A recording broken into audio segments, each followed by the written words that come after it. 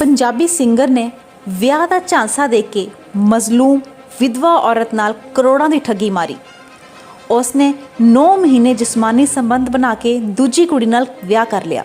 आओ वेखते हैं सुब न्यूज़ 24/7 तो रितिश कुमार दी पूरी रिपोर्ट। ਉਹ ਮੈਨੂੰ ਫੇਸਬੁੱਕ ਤੇ ਮਿਲਿਆ ਸੀਗਾ, ਲਾਈਵ ਹੋਇਆ ਸੀ। ਜਸਟ ਮੈਂ ਉਹਦਾ ਲਾਈਵ ਦੇਖਿਆ। ਉਸ ਤੋਂ ਕੁਝ ਦਿਨਾਂ ਬਾਅਦ ਉਹਨੇ ਮੈਨੂੰ ਮੈਸੇਜ ਕੀਤਾ ਕਿ ਮੈਮ ਤੁਹਾਨੂੰ ਮੈਂ ਮਿਲਣਾ ਚਾਹੁੰਦਾ ਹਾਂ।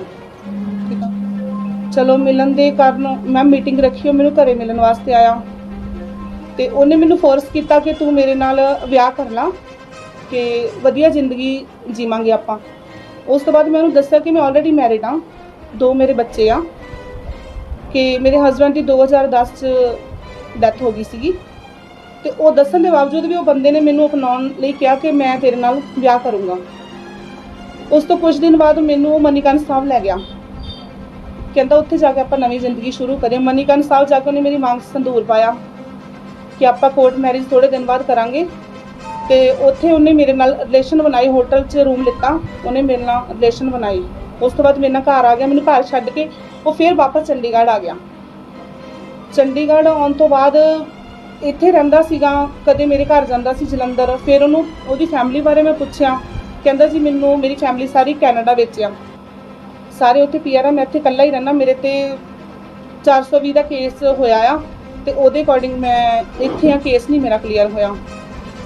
ਉਸ ਤੋਂ ਬਾਅਦ ਫਿਰ ਲੜਾਈ ਝਗੜਾ ਥੋੜ੍ਹਾ ਸਾਡੇ ਵਿੱਚ ਰਹਿਣ ਲੱਗ ਪਿਆ। ਮੇਰੇ ਤੋਂ ਹੌਲੀ ਹੌਲੀ ਕਰਕੇ ਪੈਸੇ ਲੈਂਦਾ ਗਿਆ ਕਿ ਮੈਂ ਪ੍ਰੋਬਲਮ ਦੇ ਵਿੱਚ ਆ। ਮੈਂ ਕਰਜ਼ਾ ਲਿਆ ਹੋਇਆ ਲੋਕਾਂ ਕੋਲੋਂ, ਕਦੇ 10 ਲੱਖ ਲੈ ਲਿਆ, ਕਦੇ 5 ਲੈ ਲਿਆ। ਇੱਦਾਂ ਥੋੜ੍ਹੇ ਕਰਕੇ ਮੇਰੇ ਤੋਂ ਪੈਸੇ ਲੈਂਦਾ ਰਿਹਾ।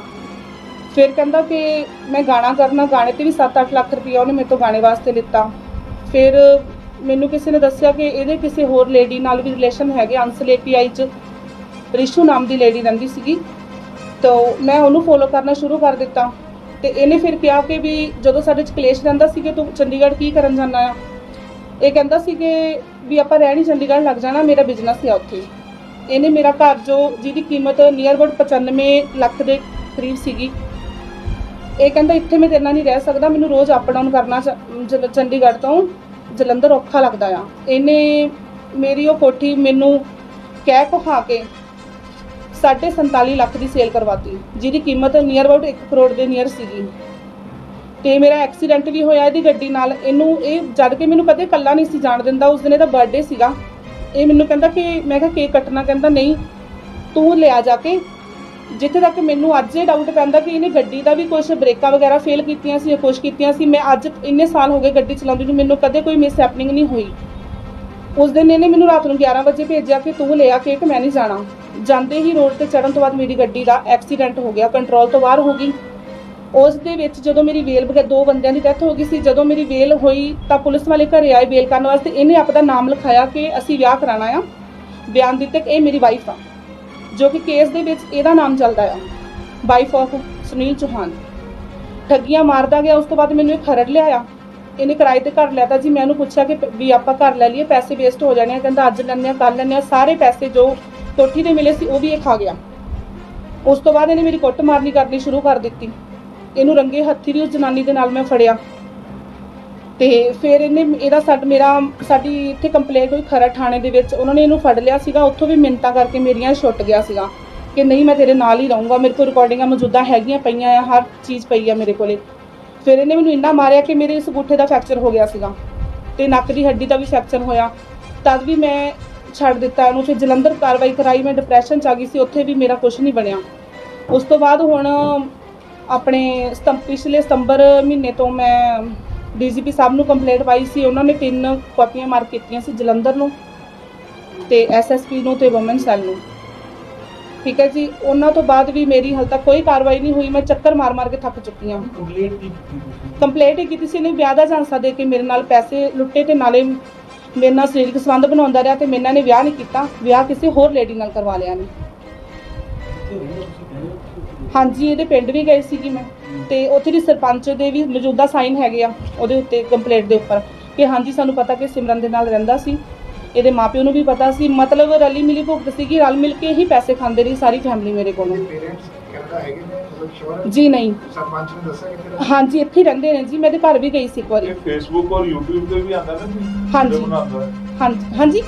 ਫੇਸਬੁੱਕ ਔਰ YouTube ਤੇ ਵੀ ਵੀਡੀਓ ਬਣਾ ਕੇ ਪਾਉਂਦਾ ਆਪਣੀ ਫੈਮਿਲੀ ਦੇ ਨਾਲ, ਬਲੌਗਰ ਆ ਇਹ। ਨਹੀਂ ਇੰਨਾ ਨਹੀਂ ਮੈਨੂੰ ਪਤਾ ਹੈਗਾ, ਬਟ ਇਹਦੀਆਂ YouTube ਤੇ ਵੀਡੀਓ ਹੈਗੀਆਂ ਸਿੰਗਿੰਗ ਦੀਆਂ। ਮੈਡਮ ਤੁਸੀਂ ਦੱਸਿਆ ਪੁਲਿਸ ਨੂੰ ਤੁਸੀਂ ਸ਼ਿਕਾਇਤ ਕੀਤੀ ਹੈ, ਉਹਨਾਂ ਨੇ ਕੀ ਕਿਹਾ ਤੁਹਾਨੂੰ, ਕੀ ਜਵਾਬ? ਪਹਿਲਾਂ ਤਾਂ ਮੈਨੂੰ ਕਹਿੰਦੇ, ਜਲੰਧਰ ਵਾਲੀ ਪੁਲਿਸ ਨੇ ਤੇ ਇਹ ਵਿਸ਼ਵਾਸ ਦਿੱਤਾ ਸੀ ਕਿ ਇਹਦੇ ਡੈਫੀਨਿਟਲੀ ਪਰਚਾ ਹੋਊਗਾ।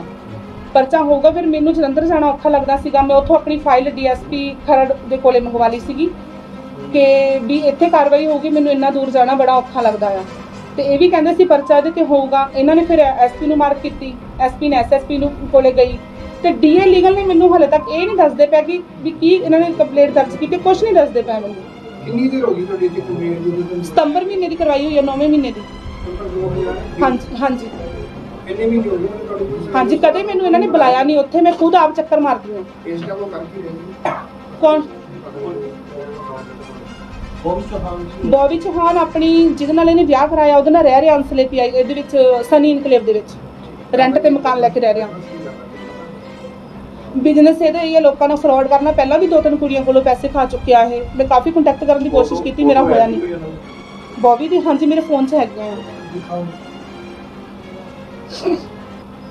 ਉਹਦੇ ਕੋਲ ਕੋਈ ਸਬੂਤ ਹੈਗਾ ਤਾਂ ਕੋਈ ਮਤਲਬ ਕਿਸ ਤੇ ਜਿਹੜਾ ਐਲੀਗੇਸ਼ਨ ਲਾ ਰਹੇ ਉਹਦੇ ਨਾਲ ਜਿਹੜੇ ਐਲੀਗੇਸ਼ਨ ਲਾ ਰਹੇ ਉਹਨਾਂ ਦੇ ਕੋਲ ਕੋਈ ਸਬੂਤ ਹੈਗਾ, ਉਹਦਾ ਰਹਿੰਦਾ ਸੀ ਤਾਂ ਉਹਦੇ ਨਾਲ ਕਿਸ ਤਰ੍ਹਾਂ ਦੀ ਫੋਟੋ ਨਾਲ? ਹਾਂਜੀ, ਮੇਰੇ ਨਾਲ ਫੈਮਿਲੀ ਦੇ ਨਾਲ ਫੋਟੋਆਂ ਹੈਗੀਆਂ ਇਹਦੀਆਂ, ਦੇਖ ਸਕਦੇ ਹੋ।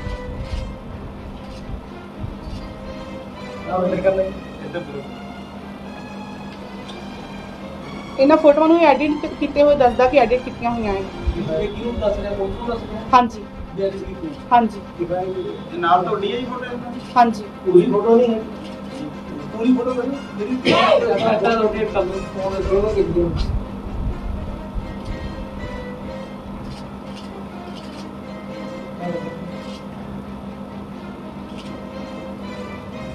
ਇੱਧਰ ਕਰਨਾ।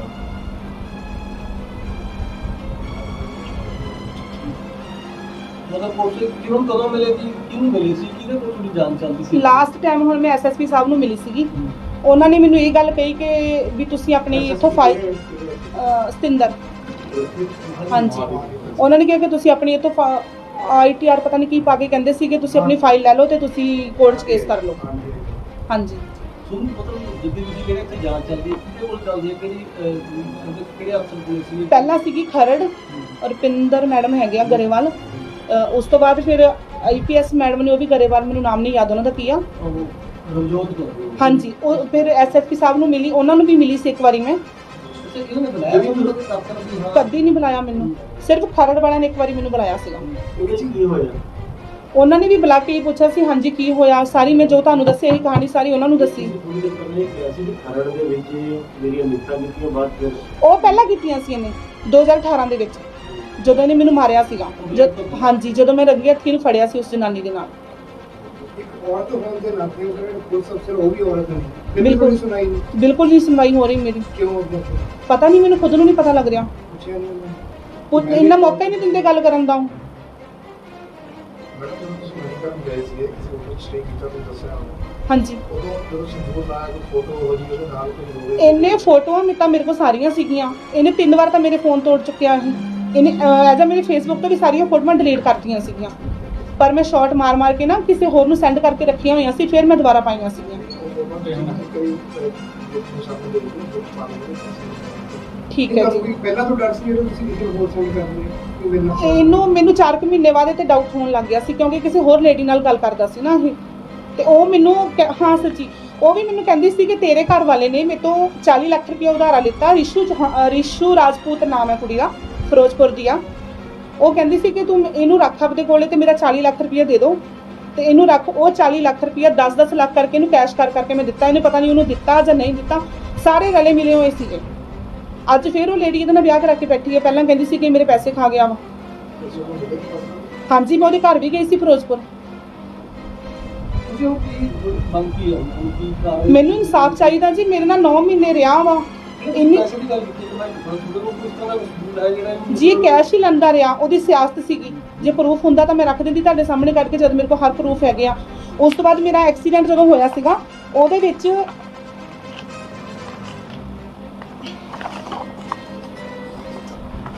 ਇਹਦਾ ਨਾਮ ਹੈਗਾ ਵਾ। ਆ ਦੇਖੋ ਜੀ, ਬਕਾਇਦਾ ਨੇ ਸਾਈਨ ਕੀਤੇ ਹੋਏ ਆਪਣੇ ਇੱਥੇ। ਇੱਕ ਚੈਨਲ ਤੇ ਵੀ ਚੱਲੀ ਸੀ ਕਿਤੇ ਹਾਂਜੀ ਐਕਚੁਅਲੀ ਡੇਲੀ ਪੋਸਟ ਅਜੀਤ ਪਤਾ ਨਹੀਂ ਕੁਛ ਏਦਾਂ ਚੱਲੀ ਸੀ, ਉਹ ਵੀਡੀਓ ਡਿਲੀਟ ਕਰਵਾ ਦਿੱਤੀ ਗਈ ਆ ਉੱਥੋਂ। ਛੋਟਾ ਜਿਹਾ ਉਹਦਾ ਕਲਿੱਪ ਮੇਰੇ ਕੋਲ ਹੈਗਾ ਵੀਡੀਓ ਦਾ। ਹਾਂਜੀ ਵੀਡੀਓ ਪਈ ਹੋਈ ਹੈ ਹੋਣੀ ਫਿਰ ਕਰਨਾ ਨਹੀਂ